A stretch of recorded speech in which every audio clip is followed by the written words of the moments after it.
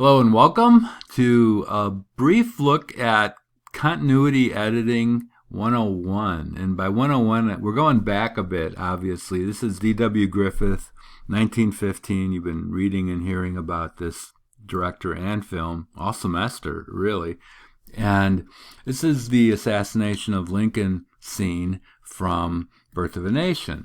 And so a couple of terms that are going to be important here are, first of all, scene. What is a scene? Well, a scene is something that takes place in linear time and space. So it's more or less chronological, occurring in the same space. The setup, which is another term we're going to be using, is a word that's used to describe where the camera is relative to the subjects. And it'll change. Unlike at the theater or unlike using the tableau format, the setups will change. We'll go from one setup to another. And then there are shots. And shots are simply one shot following another shot. Every time there's an edit, we move to another shot. So with those terms in mind, let's begin. And so the first shot is one of those archaic shots. And we see the two main characters entering this space. This is known as an iris, I-R-I-S, after the eye, which will contract and expand given light. And it was used during the silent era, and some directors use it kind of playfully today, even Quentin Tarantino, for example, has used it. But here it's used to kind of foreground our characters as they enter the stage, and it's going to contract to reveal the space of the Ford Theater. So this will be our first shot and our first setup, high angle wide shot of the stage from a slight angle, where we can see the stage, we can see in the center upper portion the presidential box, and we can see the backs of the heads of our characters. So, where do we go from here? Becomes the question, and the answer is virtually anywhere. And so we see Lillian Gish pick up her opera glasses, and shot 2, which happens with a straight cut, brings us 180 degrees from where we were before. We were looking down on them from behind. Now we're looking directly at them from slightly below at a medium close shot. So this is shot 2, setup 2, and we're going to then have an intertitle telling us that the play is about to begin. We're going to have shot 3, which is setup 1, as the play begins to open. And so what we're going to have next is kind of interesting, because it's going to simply move us closer to the stage and put us more parallel to it. So here we go with a straight cut, and we have this kind of tableau-like shot in setup 4 that shows all of the action happening on stage. And so we already have 4 setups, and we're back to setup 1, back to setup 2, and we're already on shot 7 or 8. And so back to setup 4, back to setup 1. And so you can see that there's a kind of rhythm to this. All these are straight cuts. There's nothing happening in between. There was a brief dissolve brief fade rather, to darkness, but it didn't become entirely dark. And we have an intertitle, this is where we're cheating a little bit, telling us that it's now 8:30, so we're going to jump ahead in time. And we're going to see setup 5 and 6 that are the president arriving backstage with his family and friends as they move up and to the right. And we have setup 6, setup 5, president moves out of frame, president moves into frame. So sort of cutting on action there. And back to setup 2. with the next shot. And back to setup 1. Back to setup 6. Back to setup 1. Back to setup 6. So the shots continue to progress. Time continues to occur linearly. And here, again, a title card prepares us for a change. We're back to setup 5 as the guard kind of neglects his duties, or he will shortly, becomes bored. Back to setup 1 and back to setup 6. And we're never, again, confused. We know where we are. We understand that time is moving linearly. Now we have another shot, setup 7, and yet another shot, closer yet to the actors, with setup 8. And so, again, we're never confused. We're never at a loss for what's happening. And the same sort of action takes place in contemporary films. So again, we're going to have a character leave this space, enter. You can see him in the upper right-hand corner, and thank you, Iris, as he sits down to get another better look at the stage in setup 9. An Iris again from setup 1 back to setup 2. And so throughout this scene, we're going to keep changing perspectives, different setups. This is setup 10. It almost looks like a still photograph. This is setup 2. So basically, when you start to analyze a scene, look at the setups, look at the duration. It's often said that editing is the music of film because it has a rhythm. It creates a rhythm. And you've heard this in one of the Ed puzzles, how when the cutting is more rapid, we become a little more excited. And when the cutting is slower, the opposite happens. We tend to get a little more relaxed.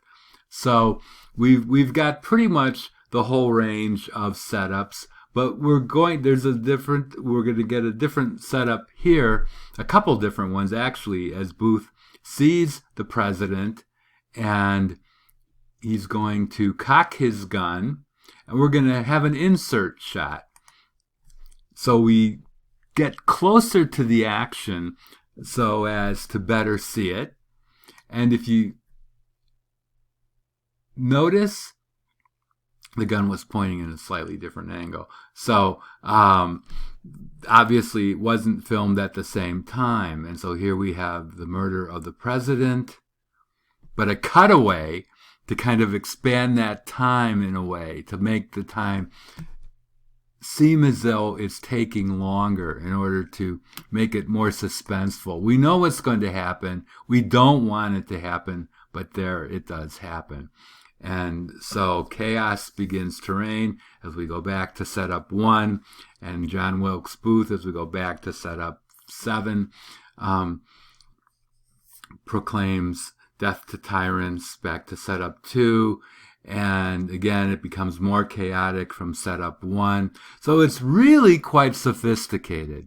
We're really dealing with a lot of different setups. We have 10, 11, 12 total, and playing back and forth between those in order to create this sense of continuous time and space. Now notice it's fading out, doesn't quite get all the way there, but it's kind of used as a way to emphasize the drama of the moment.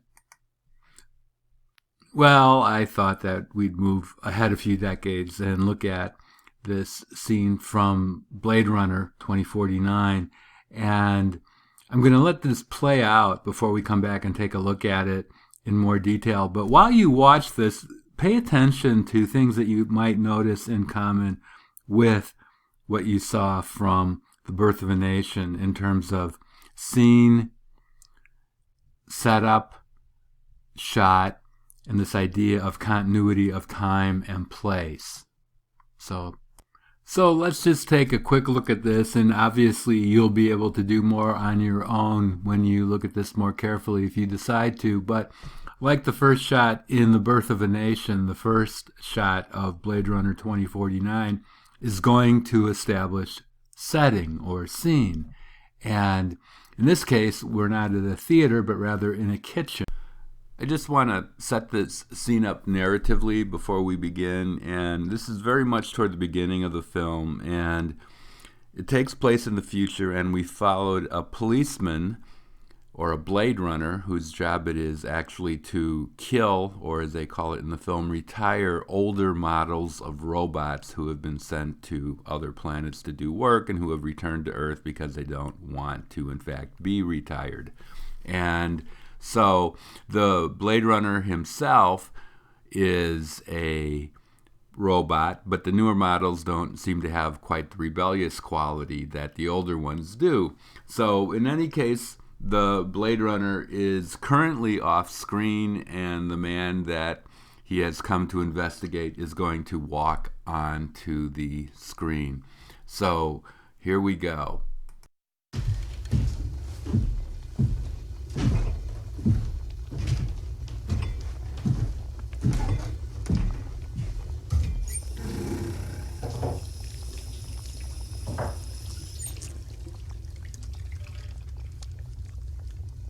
I hope you don't mind me taking the liberty. I was careful not to drag in any dirt. I don't mind the dirt. I do mind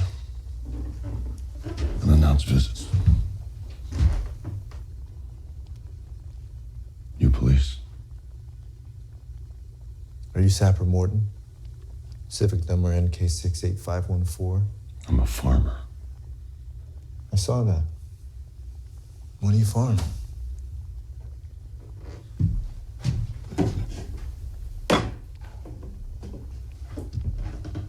This is a protein farm. Wallace design. Is that what I smell? Grow that just for me. Garlic. Garlic. Go and try some. No, thank you. I prefer to keep an empty stomach until the hard part of the day is done. How long you been here? Since 2020. But you haven't always been a farmer, have you? Your bag. It's colonial medical use. Military issue. Where were you?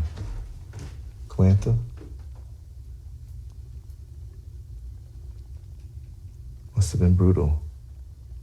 Plan on taking me in.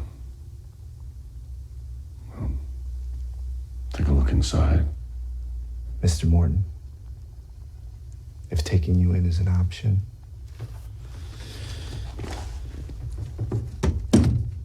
I would much prefer that to the alternative.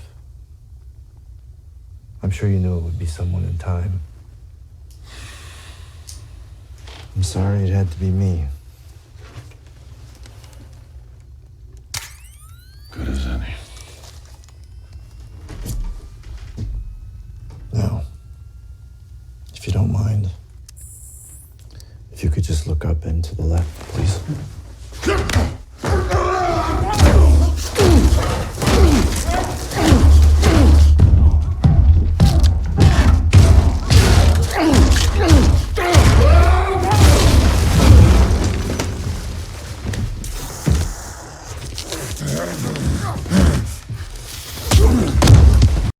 The major difference between the way films were shot in 2015 and 2017 would be the mobile camera.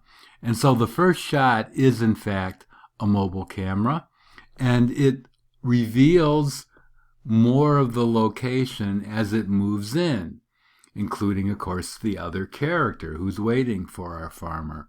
And our first shot will not be a 360-degree reversal, but rather pretty much a shot that moves us slightly to the left, but definitely much closer to the character. So it's mostly shoulders up. The character is also doing something at the sink, and we're not exactly sure what. So the third shot will be the third setup. We'll show him washing his hands and moving to put on his glasses, an action which is carried through in the fourth shot. And so this idea of cutting on action really lends us a sense of continuity. Really, to go back to earlier terminology from the semester, makes the editing seem invisible, cinematic invisibility. So the character now is going to turn and confront the Blade Runner, who is sitting calmly at the table. Back to the same setup with our farmer.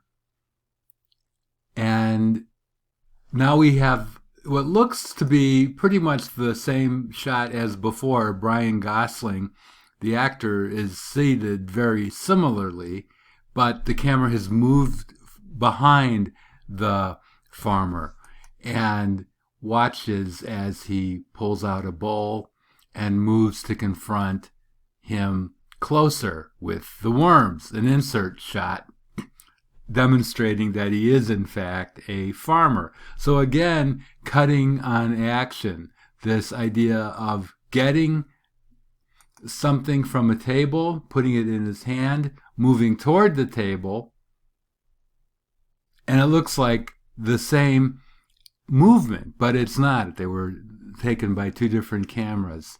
So let's go back just a little bit to the worms once again. And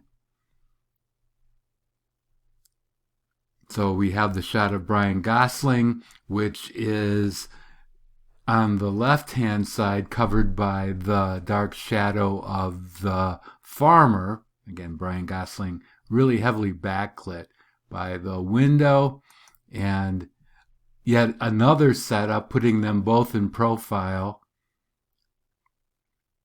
Back to Brian Gosling, same setup as we saw before.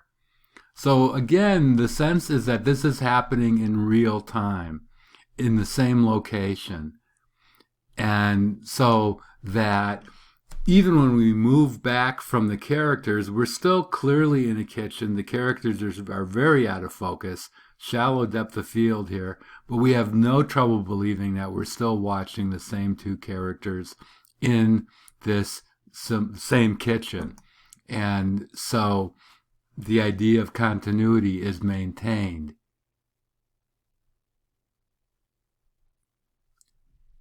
So it's interesting, the idea of the bag is mentioned as being one that is familiar to robots, and the character of the farmer begins to get into fighting position as we get closer to Brian Gosling, to kind of make us wonder what he's thinking at this time.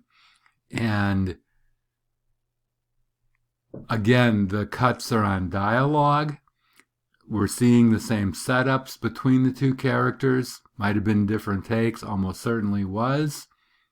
The threat is laid out on the table. Another insert that kind of rhymes with what we saw before, this putting on the table.